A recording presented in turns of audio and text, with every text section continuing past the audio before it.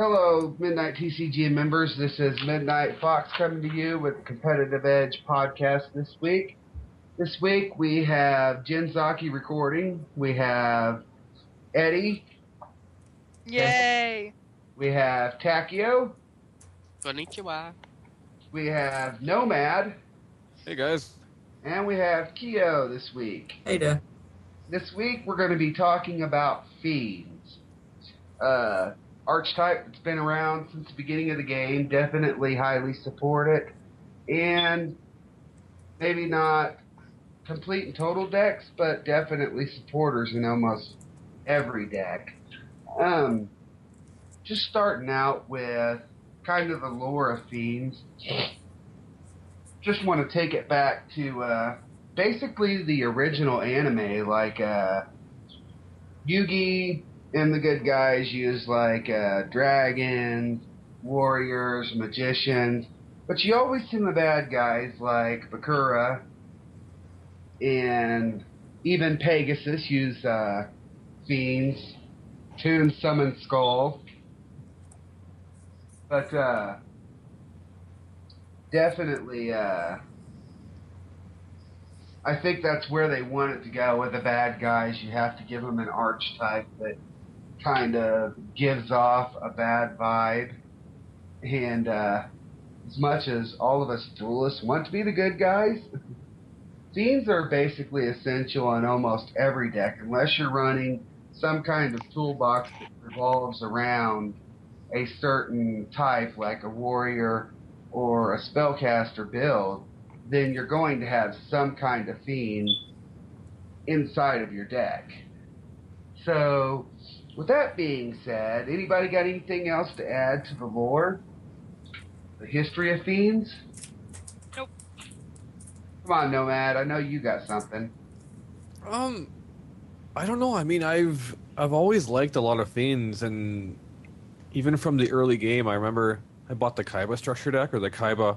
I mean, it wasn't the structure; it was a star deck, the Kaiba one, and it had a lot of those normal monsters, like Ryu Kishin, and the Hitsutumi Giant, and those guys were extremely cool, I thought, even if they were kind of unplayable.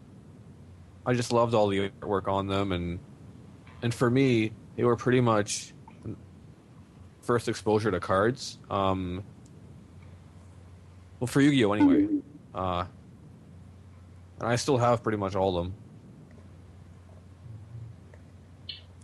Well, anybody else got anything to add to the lore, past history? Other than seeing one of the first Fiends that was played by Yugi being the Summoned Skull, that's about it. Yeah. It's about the only Fiend I ever remember him playing with Summon Skull. Of course not. It was... I remember him playing Fiendish Imp, I believe. Well, I mean, I guess if you want to count Black Skull Dragon, but I don't know if that really counts. Does it? Because, like, it was him and Joey, wasn't it? Mm-hmm.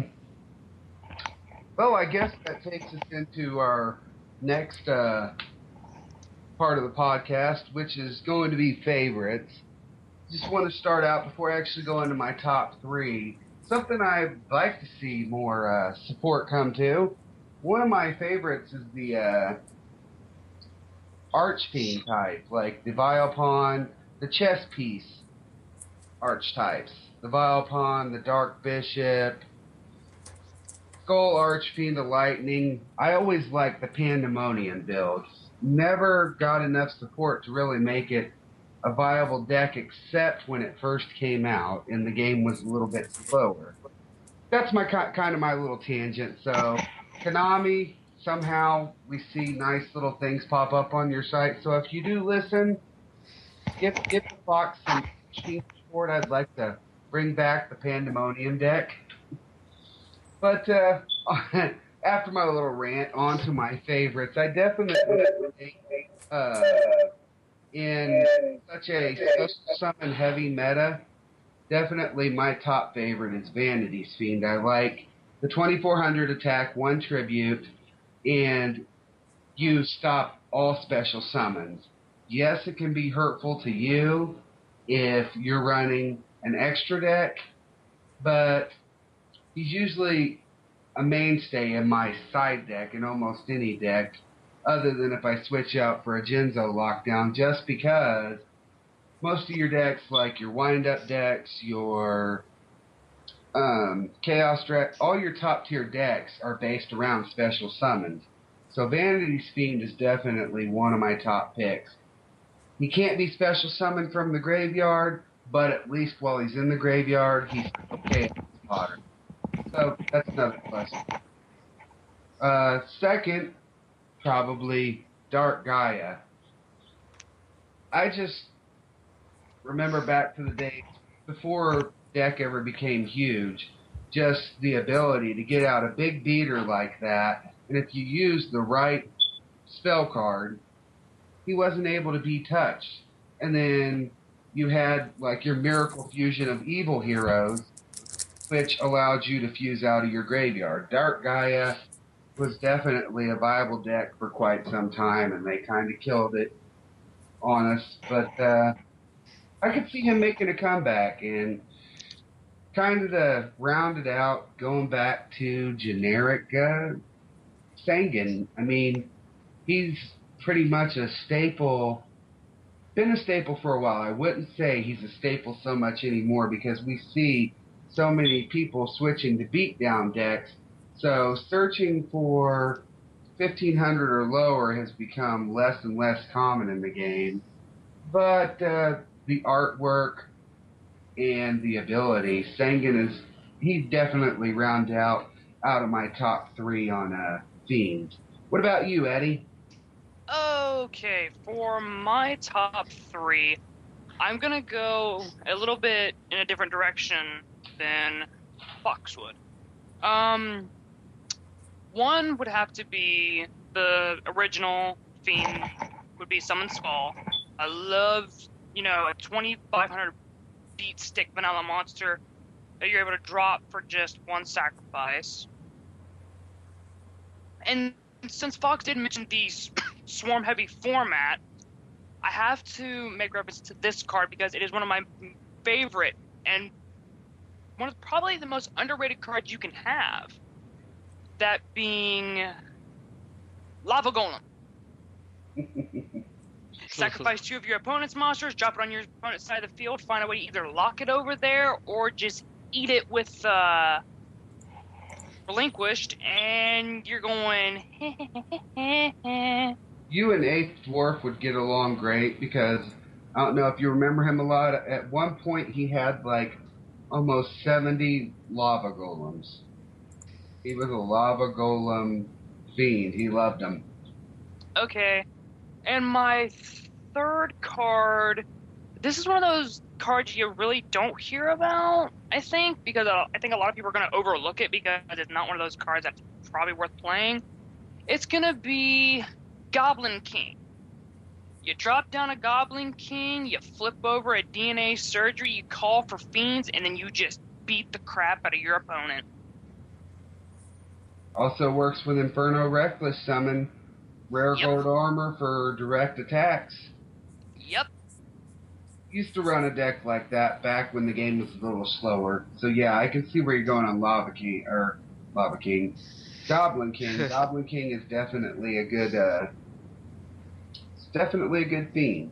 Just overlooked. But you've also got, Raphael, Lord of Phantasms, things like that too. What about you, Takio?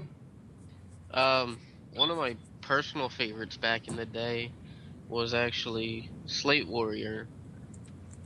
It's an old promo, but it was still good nonetheless. Second favorite, Sangan, for obvious reasons. Sees a lot more play than used to. I really don't have a third preference unless we go into the newer stuff. Then it's pretty. Oh, you know what? Dark Worlds. Something Dark Worlds. That's about all I got. What about you, Keo? Well, I'm gonna go with the newer stuff now. My best archetype would be Fable. The Fable only, not the Fable, because the Fable is. Fable is the Fiend archetype, which when combined with the current card, like Tour Guide, is potential to bring out Quasar first turn, which kind of pretty good. And the other one would be Dark War, of course, because Rafa is just broken for the most part. I don't think I have the third type yet, because there's nothing on top of my head that really stand out beside Dark War and Fable for Fiend type only. Do you have a card though that is your favorite Fiend card? Oh, Fable Raven, Sengen, and Fable Cross. Fable Raven, I definitely, yeah, he's a very good fiend. The ability to gain levels and gain attack, yeah, I can see where you're going there. Fable Raven is definitely a good fiend. And he's a tuner. What about you, Nomad? I'm gonna go with Dark Necrofear. I love Dark Necrofear. Even if we hold off on the baby jokes, I've always been a fan of that card. Well, come on, it's like a dead baby. It's like a doll being held by this like evil-looking Dark Necrofear. It speaks volumes in itself. I actually saw somebody play that in their Dark World deck a few days ago. Seemed pretty cool. I don't know if I would really run a full-on a fiend deck with her again, but I like the idea, and I'll probably try. Other than that, again, Vanity's Fiend was already brought up. Summon Skull and Lava Golem. I've also liked Giant Germ and Dodoria, especially with Creature Swap. I found those quite fun a few years ago, and again, I don't know how reliable that would be in today's meta, but if I was gonna go with any single one, it would definitely be Dark Necrofear, or I guess Ryokushin for kind of a honorable mention. You know what I forgot in favorites, just because I love the combo? Malice Doll. Malice Doll. Oh, right. The Ectoplasmer. I forgot about that. Yeah, the Ectoplasmer combo of putting him in the graveyard, burning for 800, and bringing him back every turn. Malice Doll is definitely an awesome card. I remember that combo. I remember the first time I ever saw it was on GX. I had been running it before that, but I saw it on there. I'm like, hey, yeah, I know that combo works. It works well. Convenient. And I think it was Genzo using that combo on the anime. Correct. So with that, we'll move on to staples. Definitely with today's swarming meta, Tour Guide is a lot of people's go-to staple. The ability to summon out another level 3 fiend, a lot of people go to, probably tying into my next to Stengen, and my personal favorite, Tour Bus. My favorite combo is Tour Guide into Tour Bus, into my level 3 Xyz monster, drop the Tour Guide, then drop the Tour Bus to send the Tour Guide back, and save my pot of avarice later to put the Tour Buses back in, rinse and reuse. Sangan, as I said, is definitely, though it's not a huge staple, considering a lot of people are going for the beat sticks versus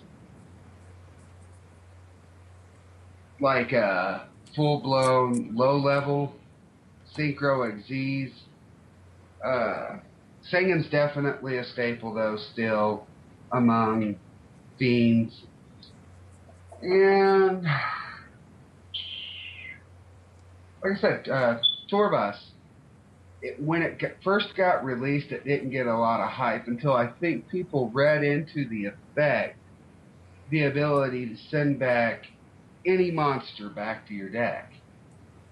So, I mean, that within itself, if you have to mill a Chaos Source or a Blackluster Soldier Envoy of the Beginning in a Lightsworn deck, or you have to toss away a piece of Exodia in an Exodia deck, it's definitely a go-to card to put back integral parts of the deck back into it. So definitely, that would probably be my top 3 thoughts on staples on Fiends. What about you, Eddie? I'm still sticking with my original thought from the very first in my top 3 favorites. I'm still sticking with Lava Golem because if I'm staring down something along the lines of maybe, depending on the deck that I'm playing, like either playing against wind-ups, maybe samurais, or even elemental heroes for that matter, I'm just gonna go, I sacrifice your 2 monsters, and playing a hero deck, I'm gonna drop or have my hero that's already on the field, and I'm gonna flip and I'm gonna have a super polymerization and then just go for a super swing. Nomad? I think we're on to Takio. What about you? What's your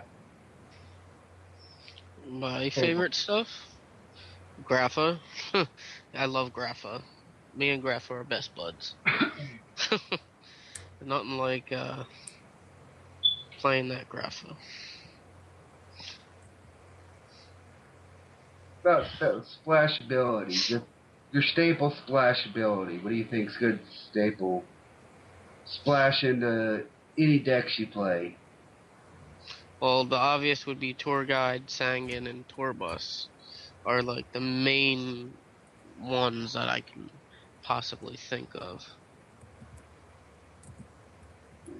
It is kind of self-limiting, but I mean, those 3 cards within themselves are quite the engine. Even though Tour Guide is at 2, still, it creates a nice little loop. Tour Guide at 2, Sangan at 1, Tour Bus at 3. You still got 6 cards there that you can create a recycle engine. So yeah.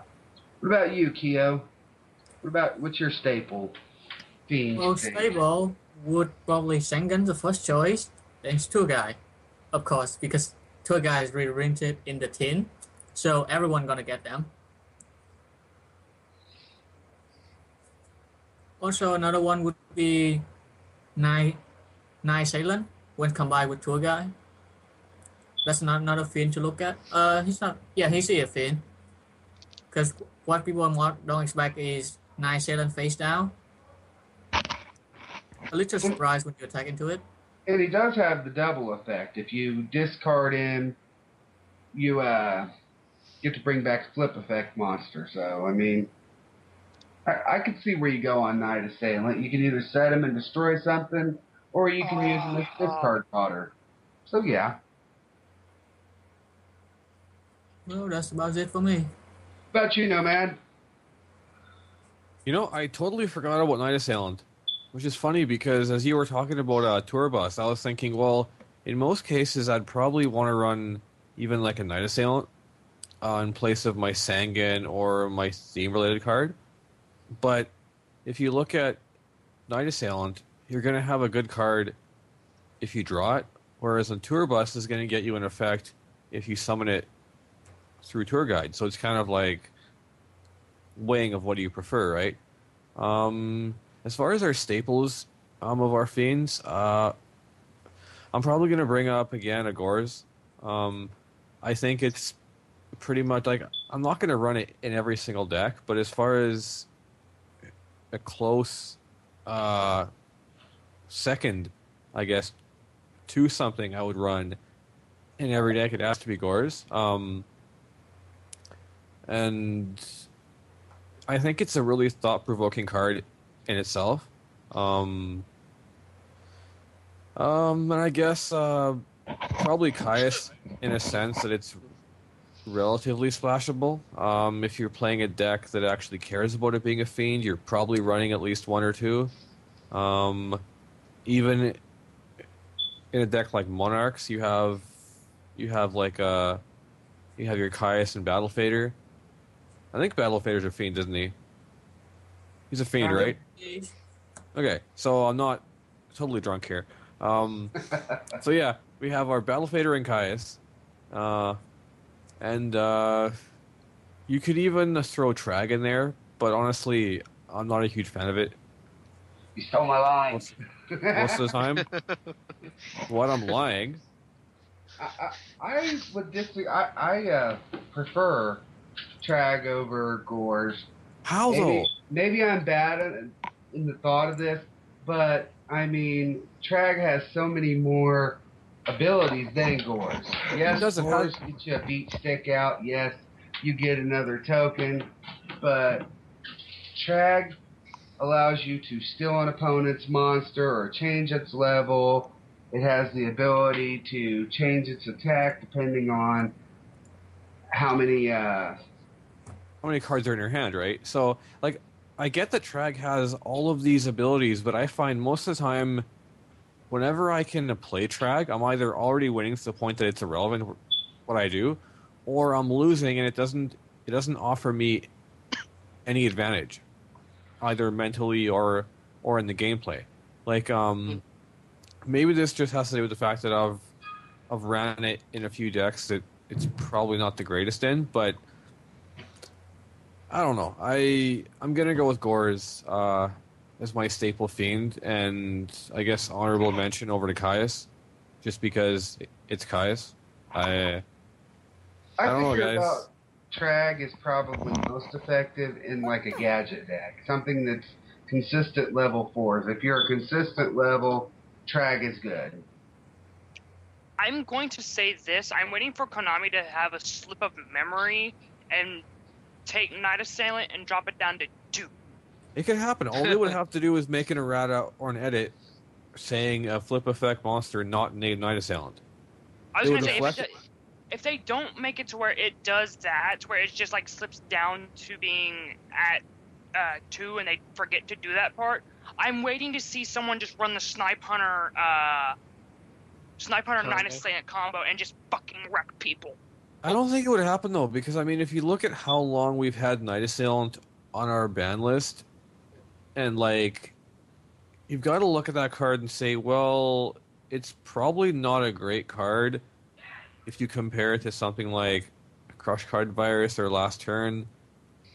So there has to be like a loop or a combo reason of why it's on the ban list, right? So I don't think it's something that anyone over there just forget about. I think it would just be about Snipe Hunter. Oh, I hate Snipe Hunter. Like it's annoying. Mathematically speaking, it's a good card, but I find that it's a gamble that not only gambles on itself, but it also gambles on another card. So I would sooner play something that would guarantee me, like, okay, the way I look at it, if I make a play that is, aimed at doing something positive, my negative of variable is my opponent having an out, or the game state being in a certain way that my play isn't valid.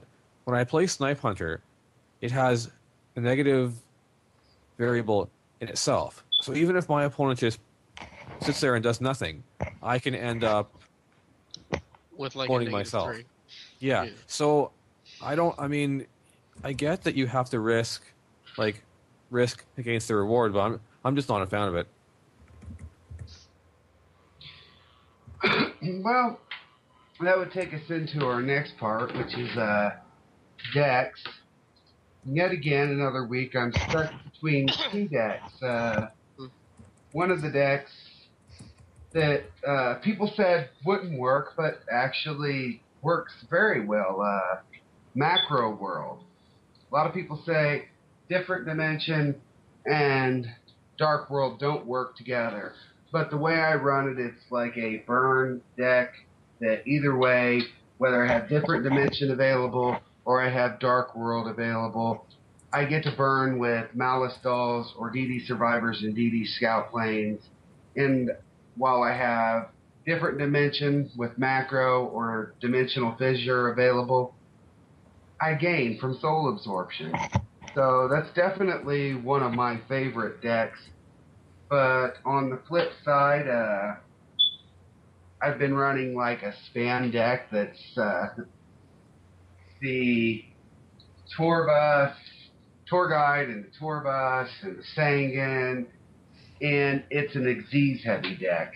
And it's been really effective in the fact that it spams the field quickly for Xyz monsters, and it gives me synchro monsters easily, so it's a very fast deck.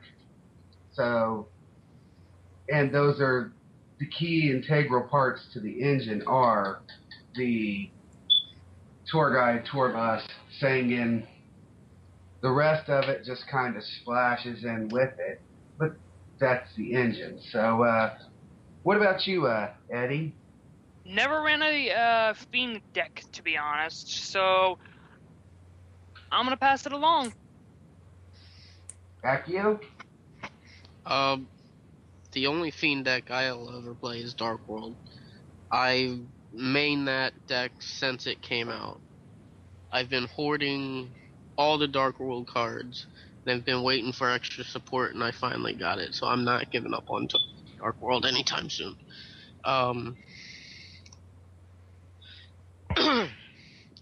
It's my favorite deck, so I'm passing along.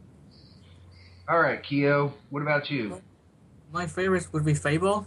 I've been running it since the start, and one has got the support with Unicorn. It just got better. And now I'm currently waiting for the tour guide to come out so I can get, the one in the tin. You're waiting for So the super. Yep, the super one. I'm sorry, the black rare one was really ugly. I see. And the star foil was pretty ugly too. So yeah, definitely. I'd wait for the super. Yeah. That's man.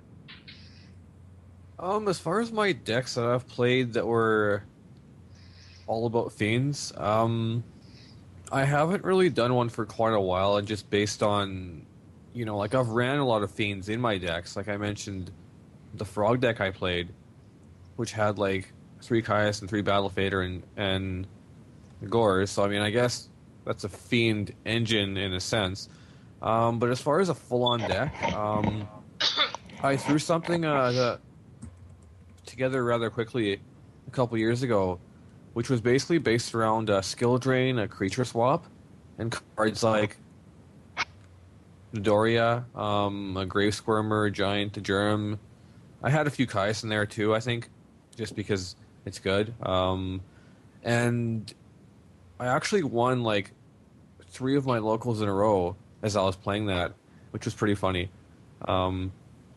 It was just something rather consistent and unexpected that people kind of didn't really have answers for in the early game, and I sacked like crazy, I'm not going to lie.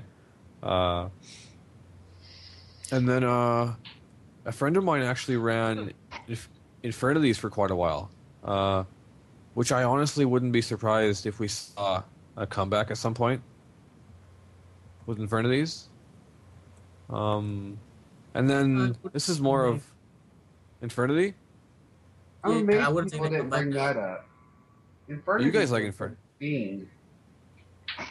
These are mostly all Fiends, aren't they? Except for like Beetle There's and a few Insect. warriors. Oh yeah, well, you got the warrior. and there's Beetle, but that's it's not a And Beast. Beast is one of my favorite Infernities. Trans Archfiend we forgot about. Yep, all right. Dubstep Archfiend as Gonzaki's just dubbing it right now. But yeah, it might not be Infernity, but I know you guys are always egging me about that Muka Muka deck, which in theory could be a Fiend deck. And here's my Rock? he cannot wait till we get to rock so he can rock the Muka Muka. But see, here's my reasoning. My reasoning is, even though Muka Muka in itself is a rock, he's pretty much only Fanwag. Like, I would run Trag in this deck, and I would run Trag hard in here. So, because Trag would be like one of the only playable monsters that are actually part of the theme, I think it's a game for a Fiend deck. Trag hard, yeah. Well, I guess kind of rounding out the last part of it, the future of Fiend. I mean, to me, it's only going to get brighter. I mean, we started off with things like Karibo. Okay, not the hugest impact in the game, but he was Yugi's friend, and in some cases he does have a good ability. He negates the battle. But we've seen the evolution of Fiends to Sangan, to be your searcher, Caius, to be your remover, special summons like Gores, Trag, Trance Archfiends, and Dark Worlds being able to discard cards and get effects. Fabled running kind of alongside Dark World. I look for the future of Fiends to only get better, and I think it's going to end up being probably one of the most highly supported, if not the most highly supported archetype within the game. What's your take on it, Eddie? My take on it is it's going to be one of those longer down the line roads to where, because like right now, if you take a look at the meta as it is, the Dark Worlds are 1-5-2 area, I'd say. So really, they're on that apex of being at the very top. So a few more cards and maybe like a few things that would help them, do macro and whatnot. You're looking at a very, very, very lethal archetype just going into the later half of the years. Oh yes, and Karibo. I hate that little bastard. Fox to mouth. Son of a... I'll mute myself now. I'll mute myself. Come on, guys. Poor You never Eddie. go Fox to mouth. In the heat of the moment, it's okay to go fox to mouth. I suppose. Oh, it's always okay.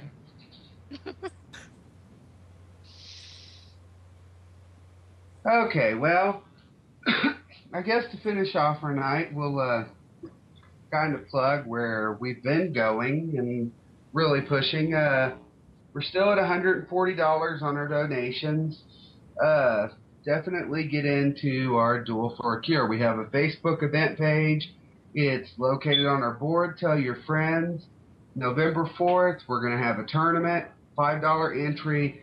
Donations go down to the Duel for a Cure banner. Go there. It takes you directly to the Relay for Life donation page. $5 to enter that. We have the raffle where you can go and spend $2 per entry. So for every $2 you spend, you get an entry.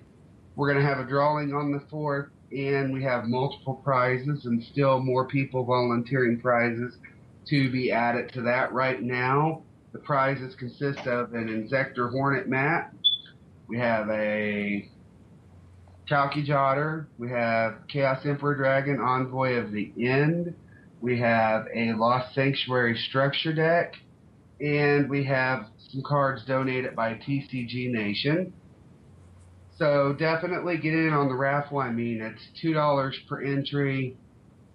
And everything you're donating, it's going to the Relay for Life. As I've said through all these podcasts, nothing's going to Midnight TCG. It's all going to help the American Cancer Society in making more birthdays possible, being able to be there to support cancer.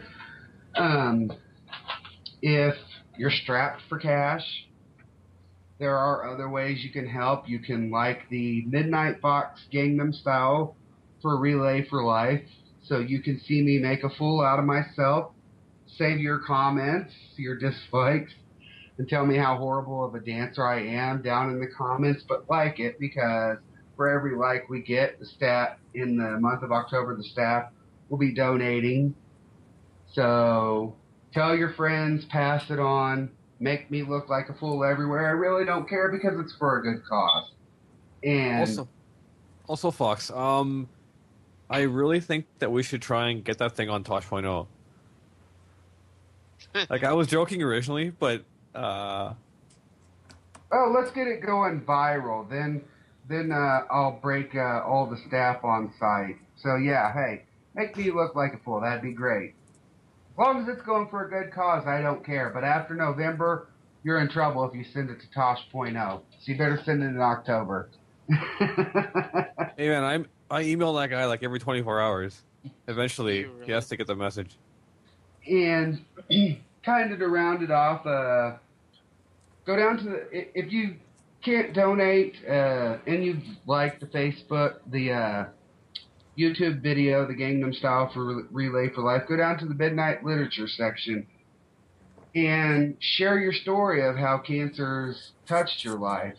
You know, it could be yourself, it could be a close person, relative, whatever. Cancer's touched almost everybody in some way, shape, or form. And the only way to make it something important that people look at is for the story to get out and about. I mean, part of where the switch to Anastasia for the month and the push for this was how it affected my wife's grandmother and how it, cancer within itself, not just breast cancer, affected her whole life. It's within my family.